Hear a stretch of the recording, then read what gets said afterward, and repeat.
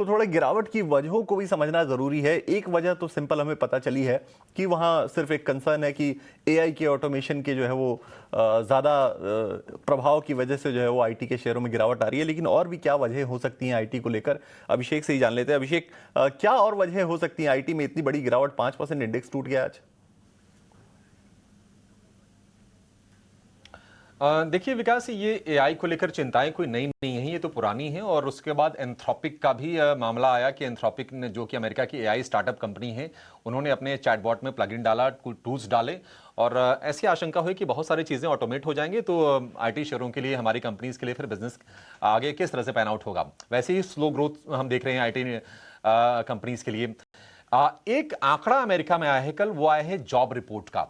अब job report का जो आंकड़ा है वो काफी सॉलिड आए हैं। नॉन फार्म पेरोल के नंबर, अनुमान था 65,000 नौकरियों के जुड़ने का, लेकिन नौकरियां जुड़ी हैं 1,30,000।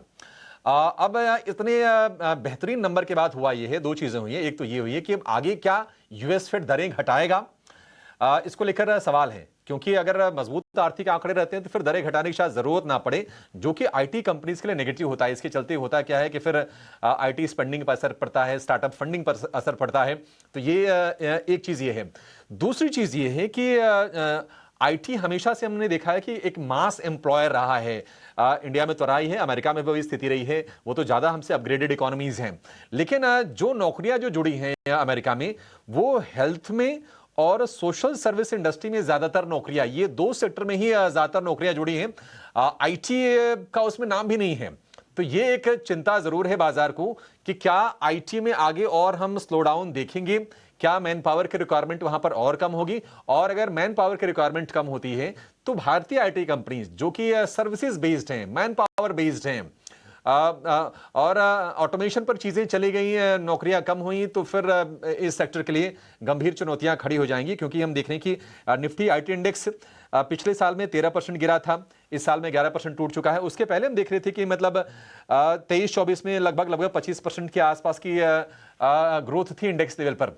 तो ये चिंता है, और इस चिंताओं के चलते ही आज हम देख रहे हैं कि तमाम आईटी शेयर भरभरा के टूट रहे हैं और इंडेक्स करीब 5% लुढ़क गया है। लेकिन हमारे एक्सपर्ट्स रेडी हैं अपनी ट्रेडिंग कॉल्स के साथ। आईटी को छोड़ देते हैं, आईटी में ट्रेड अगर शॉर्ट का बने तो ठीक है, अदरवाइज फिलहाल के लिए तो अवॉइड कर ही सकते हैं।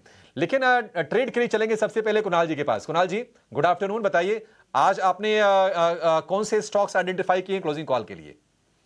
गुड आफ्टरनून सभी दर्शकों को और पैनलिस्ट को। आई थिंक ओवरऑल फर्स्टली हमारा व्यू